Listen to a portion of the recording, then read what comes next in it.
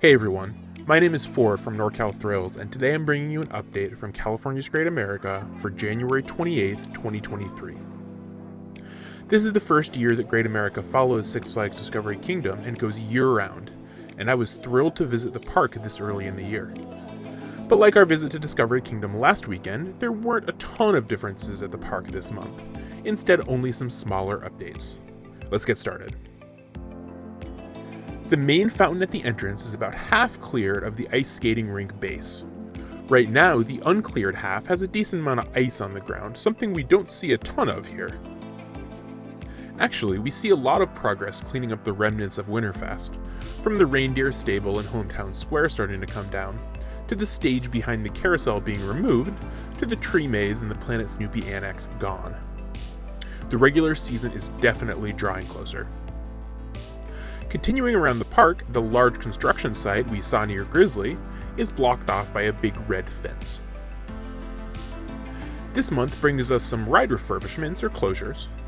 From Drop Tower, which had the seats stripped from its ride vehicles, to Tiki Twirl, to Character Carousel and Planet Snoopy, which had the tarp that covers the ride removed. Glad to see all these rides getting taken care of.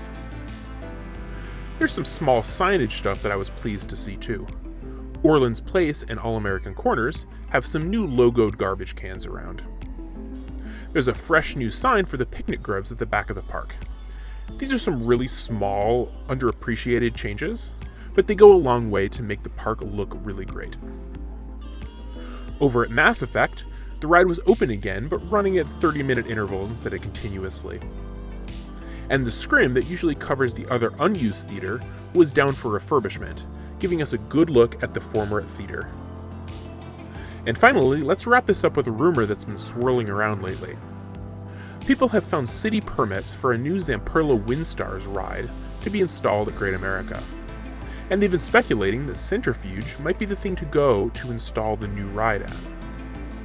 I have no inside info, so I can't really say one way or another, but I think the ride would be a great fit anywhere in the current Action Zone area, especially if it came with an area retheme to more of a natural action sports in California theme. But we'll see. And that'll finish up our update for the day. This update brought us some minor changes around the park, with the highlight being a new ride rumor. I'll keep my eye out and see what comes of that rumor, plus all of the current rides under refurbishment.